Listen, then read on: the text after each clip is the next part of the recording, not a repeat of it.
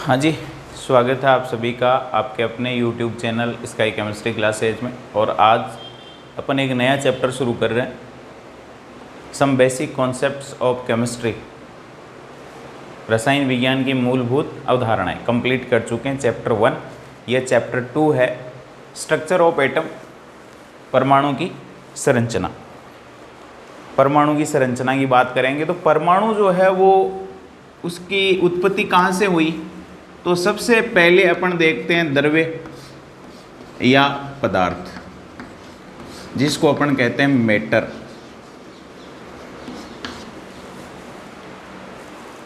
ये क्या है, तो जितनी भी चीज़ें अपने को आसपास दिखाई देती है वो सारी पदार्थ है। फॉर एग्जाम्पल, ये चौक भी पदार्थ है, ये डस्टर भी पदार्थ है, बोर्ड पदार्थ है। आपको कई सारी चीज़ें यहाँ दिखाई दे रही है, यानी जो चीज़ें अपने को दिखाई देती है वो सारी पदार्थ है। इसके अलावा नहीं दिखाई देती वो भी पदार्थ या द्रव्य हो सकती है। अब द्रव्य या पदार्थ को यदि अपन डिवाइड करते जाएं या विभाजित करते जाएं तो अपने को कुछ कण, छोटे कण, यानी बोर्ड के ऊपर देखो बहुत छोटे कण दिखाई दे रहे हैं। इस चौक के टुकड़े करते जाएं तो बहुत छोटे कण अपने को मिलेंगे।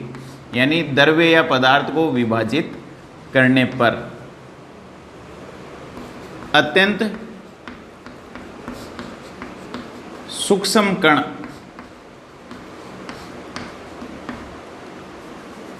प्राप्त होते हैं, और वो अत्यंत सूक्ष्म कण ही क्या कहलाते हैं, परमाणु कहलाते हैं। और परमाणु को अपन एटम के नाम से जानते हैं। यानी यदि विभाजित करने पर विभाजित करते जाएं तो अत्यंत अपने को सूक्ष्म कण प्राप्त होता है, जिनका आगे विभाजन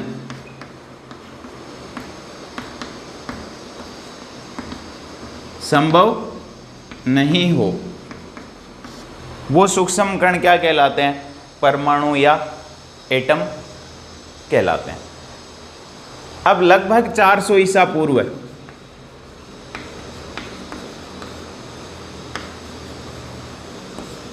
भारतीय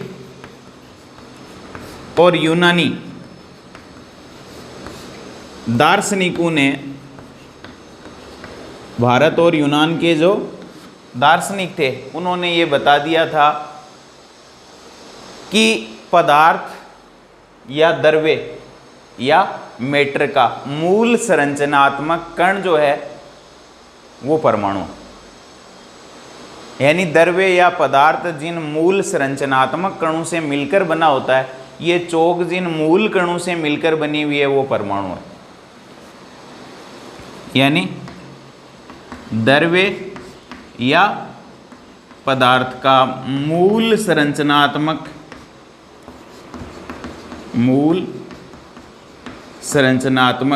कण परमाणु होता है। लेकिन उस समय ज़्यादा जानकारी इन मूल संरचनात्मक कणों के बारे में नहीं जुटाई जा सकी। लेकिन ये प्रारंभिक दौर था, इसमें भारतीय और यूनानी दार्शनिकों ने ये बता दिया था कि पदार्थ का मूल संरचनात्मक कण जो है वो बहुत छोटे छोटे कण होते हैं, और वो छोटे छोटे कण एक तरीके से परमाणु होते हैं। लेकिन उसके बाद ये काफ़ी दिनों तक, काफ़ी वर्षों तक ऐसे ही चलता रहा, यानी इस पे ज़्यादा शोध कार्य नहीं हुए। लेकिन बाद में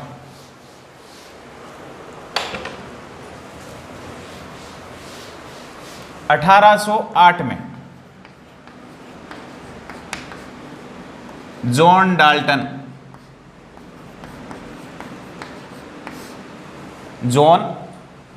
ने, जो क्या थे, ब्रिटिश अध्यापक थे,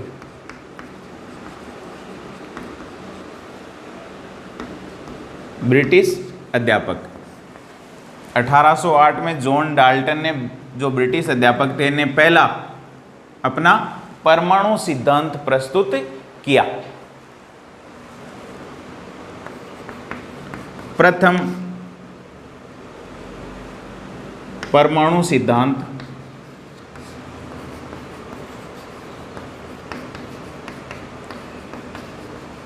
प्रस्तुत किया। और उसमें ये डाल्टन साहब ने ये कहा कि परमाणु जो है वो पदार्थ के मूल संरचनात्मक कण होते हैं, या यूनान और भारत के दार्शनिकों की बात को ही आगे बढ़ा दिया और कह दिया कि द्रव्य या पदार्थ अविभाज्य कणों से मिलकर बना होता है। डाल्टन साहब के अनुसार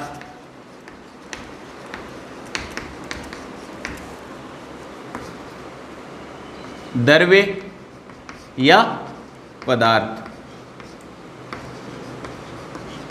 अविभाज्य कणों से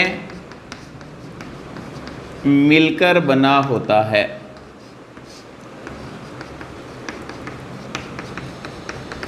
द्रव्य या पदार्थ अविभाज्य कणों से मिलकर बना होता है, जो परमाणु कहलाते हैं, जो परमाणु कहलाते हैं।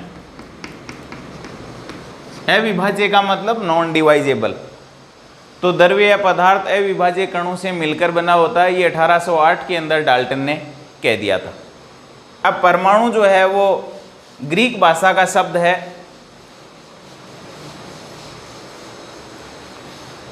एटम। परमाणु यानी एटम, वो ग्रीक भाषा के शब्द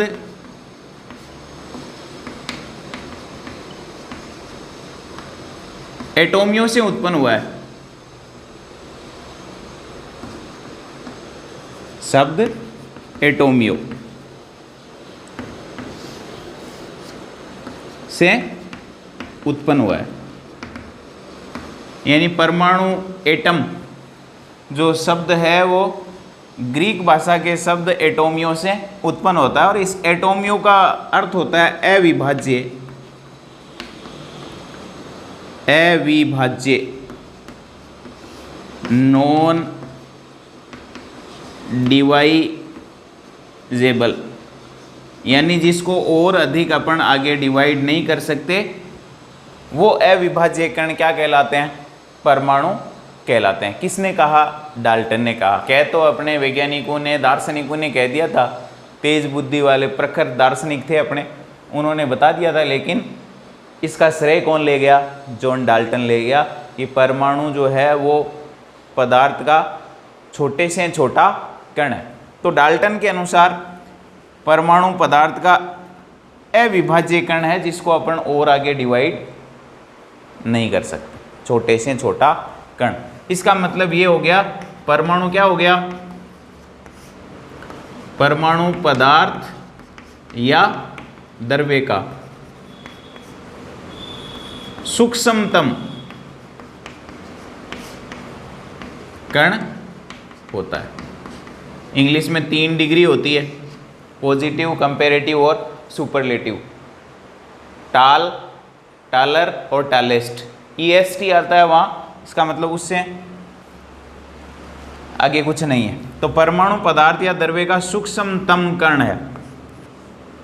एटम इज ए स्मॉलेस्ट, ये सुपरलेटिव डिग्री है, smallest particle of matter, smallest particle of matter द्रव्य का सूक्ष्मतम कण है और वो अविभाज्य है, नॉन डिवाइजेबल है, उसको आगे डिवाइड नहीं किया जा सकता। वो क्या है? परमाणु या एटम। लेकिन फिर जैसे जैसे 1808 में डाल्टन साहब के जो ब्रिटिश अध्यापक थे, उन्होंने ये कह दिया कि परमाणु जो है वो सूक्ष्मतम अविभाज्य कण है। फिर उस पर और शोध हुआ 19वीं शताब्दी के अंत में और 20वीं शताब्दी के प्रारंभ में।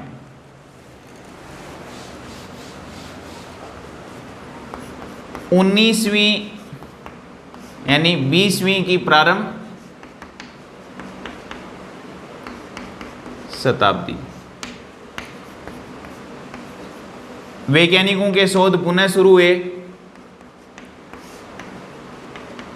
किस पर?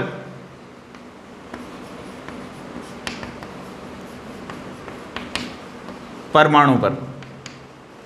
और कुछ प्रायोगिक आंकड़ों से वैज्ञानिकों ने ये खोज निकाला कि परमाणु भी विभाजित होता है और परमाणु में कुछ अपरमाणु के कण पाए जाते हैं। परमाणु के अंदर क्या पाए जाते हैं? कुछ अपरमाणु के कण पाए जाते हैं, यानी एटम के अंदर भी कुछ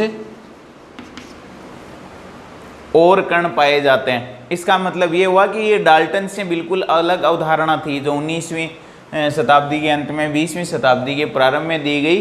वो डाल्टन की अवधारणा से अलग थी। डाल्टन क्या कह रहा था कि द्रव्य के अंदर द्रव्य जो है वो अविभाज्य कणों से मिलकर बना हुआ है, यानी उनको अब आगे डिवाइड नहीं किया जा सकता। लेकिन परमाणु को भी बाद में वैज्ञानिकों ने यह साबित कर दिया कि परमाणु क्या है? विभाज्य है और उसके अंदर कुछ और कण भी पाए जाते हैं। और बाद में परमाणु को नाभिक और कक्षाओं में आगे चल करके डिवाइड किया गया। नाभिक के अंदर प्रोटॉन और न्यूट्रॉन कण पाए जाते हैं मूल रूप से, और कक्षाओं में क्या पाए जाते हैं? इलेक्ट्रॉन। यानी अब आगे देखेंगे अपन कि परमाणु जो है वो इस तरह की आकृति मूल रूप से दी गई है परमाणु की, जो आगे चल करके विभिन्न वैज्ञानिकों ने इस पर कार्य किया। उसके बाद नाभिक और नाभिक के चारों ओर वृत्ताकार ये पथ पाए जाते हैं।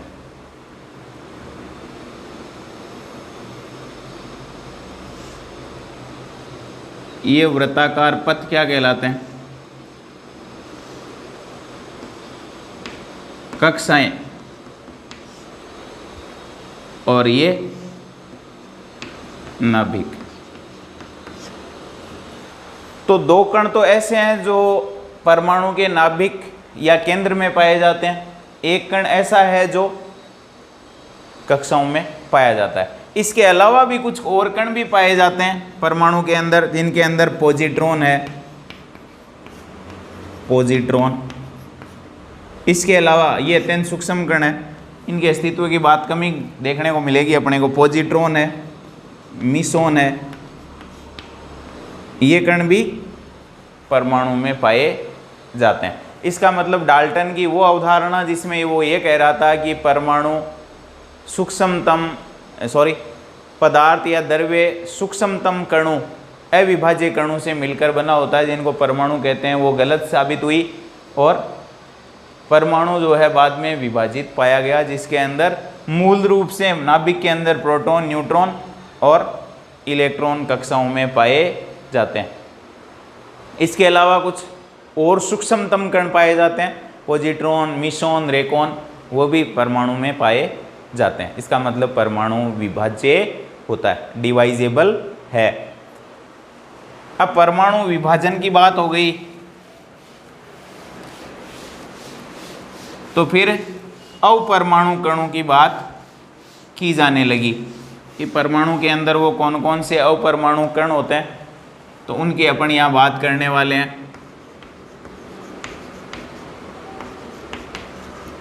परमाणु के अंदर पाए जाने वाले कण, अपरमाणु कण, यहाँ अपन बात करेंगे इलेक्ट्रॉन की, अपन बात करेंगे प्रोटॉन की, और अपन बात करेंगे न्यूट्रॉन की। ये अपरमाणु कण परमाणु में ही पाए जाते हैं। अब इन कणों की खोज के बाद वैज्ञानिकों के सामने नई चुनौतियां सामने आ गई कि परमाणु मिलकर अणु कैसे बनाते हैं, अणु कैसे निर्मित करते हैं। परमाणु द्वारा विद्युत चुंबकीय विकिरणों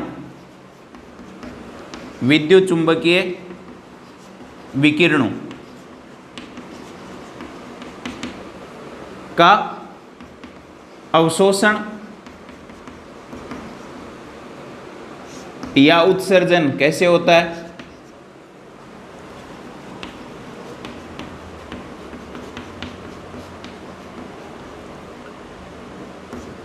या परमाणुओं पर आवेश की उत्पत्ति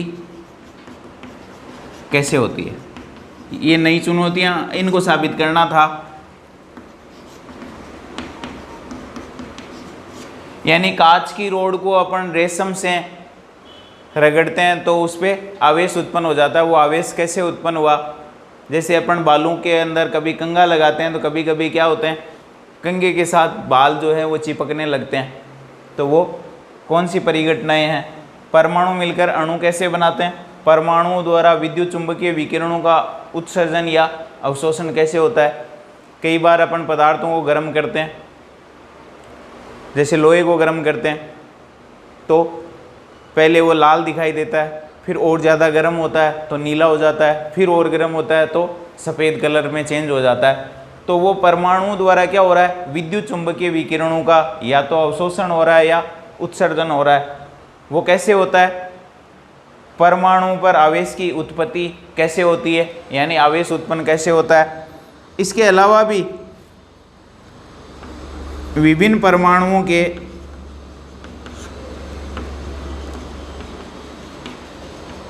भौतिक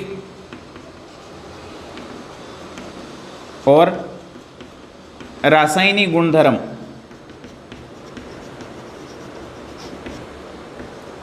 अलग अलग क्यों होते हैं कि एक विभिन्न तत्वों के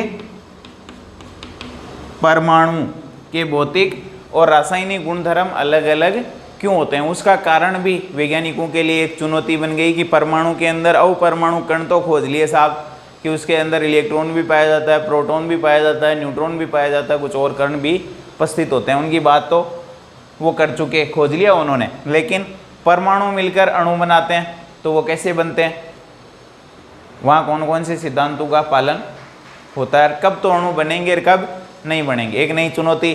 दूसरी, परमाणु द्वारा विद्युत चुंबकीय विकिरणों का अवशोषण और उत्सर्जन कैसे होता है। यानी आपको एग्जाम्पल दे दिया है कि लोहे को जब गर्म करते हैं तो वो पहले लाल होता है, फिर नीला होता है, फिर सफ़ेद हो जाता है, कलर चेंज होते हैं उसके। वो क्यों होता है, कैसे होता है?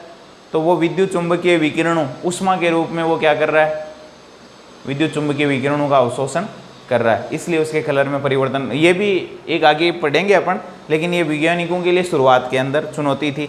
फिर विभिन्न तत्वों के परमाणुओं के भौतिक और रासायनिक गुणधर्म अलग अलग क्यों होते हैं, वो कौन से कण हैं जो ये निर्धारित करते हैं कि इस परमाणु के गुणधर्म अलग होंगे और उस परमाणु के गुणधर्म अलग होंगे, और उसी आधार पर तत्वों के परमाणु आपस में कॉम्बाइंड होंगे, संयुक्त होंगे। तो ये है अपने वैज्ञानिकों की चुनौतियाँ जो उनके सामने आई। अब इन चुनौतियों को दूर करने के लिए पहले अपन देखेंगे अपरमाणु कणों की खोज कैसे हुई, यानी अपरमाणु कण जो परमाणु के अंदर पाए जाते हैं उन कणों को कैसे खोजा गया। इलेक्ट्रॉन की खोज कैसे हुई, प्रोटॉन की कैसे हुई और न्यूट्रॉन को कैसे खोजा गया। उसके बाद अपन अपनी परमाणु संरचना को आगे बढ़ाएंगे, जो अगली क्लास में देखेंगे।